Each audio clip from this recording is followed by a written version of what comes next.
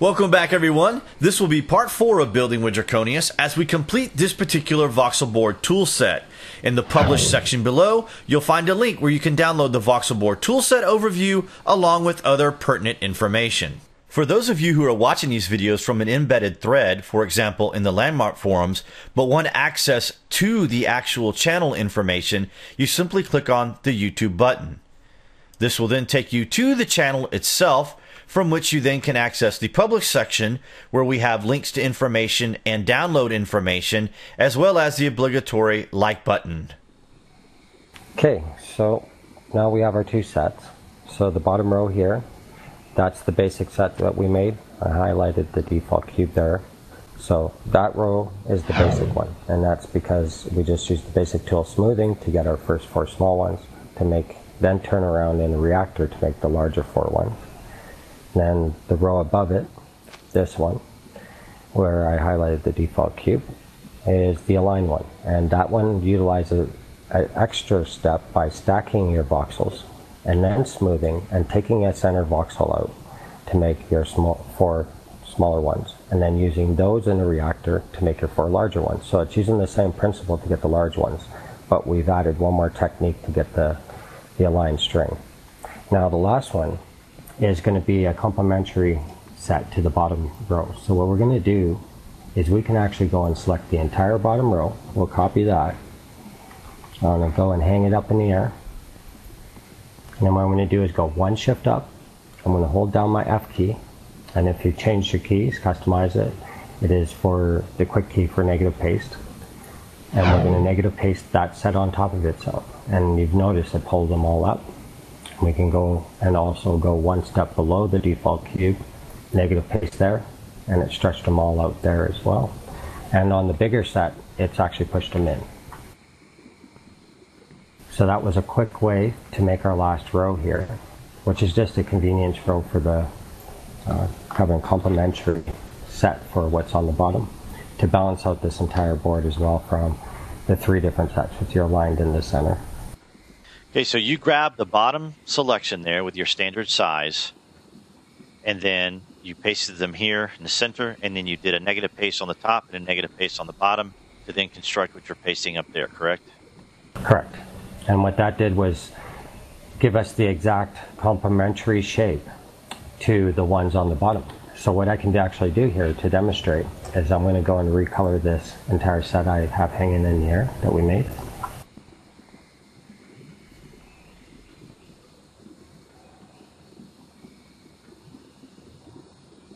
I'm going to copy them, and what I'm going to do is paste them right on top of the bottom row. So make sure you're looking close, and you'll see that it will not change any of the bottom shapes whatsoever, because it's the exact fit to the voxels that we have on the bottom row.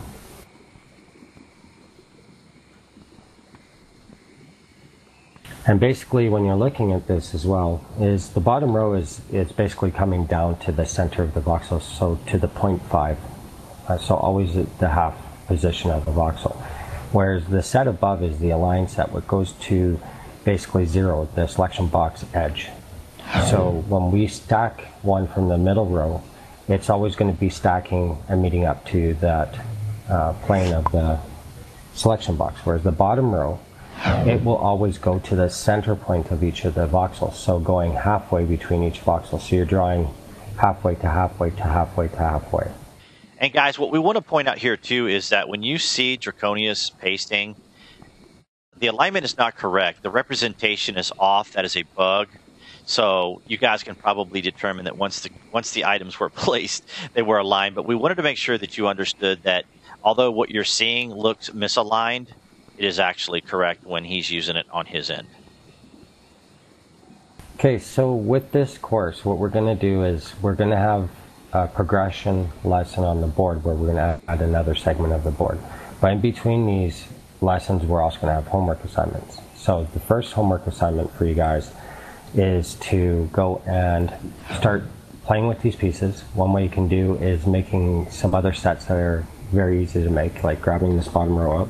We'll just copy it out quickly, place it in the air, and then just go and take the number 1 position, copy that, and go place it above each one of the positions to get your shapes. And negative paste will give you a single voxel clean shape there, and that's holding down the F key. Just pull it up, so it gives you that shape there, that shape in 2, that shape in 3, that shape in 4. There's your default for that set. There's 6, 7, 8, and 9. So basically what we've done there is just take number 1 and used it against all the pieces in the set to create another set. And so you can start playing with this, intertwine your pieces. It's nice to make sets of stuff when you do it. Another thing you can do is use your controlled smooth and actually increase the amount of pieces you have on either side. It's a personal choice. That's something you guys will decide with your own personal boards. We will come up with a homework video that will cover a whole bunch of these that will guide you through. So if you want to wait for that, if you feel uncomfortable right now with this, wait for our homework video and go with us through that with this board, and we'll teach you some shapes and some extensions to the basic scales we have up here right now.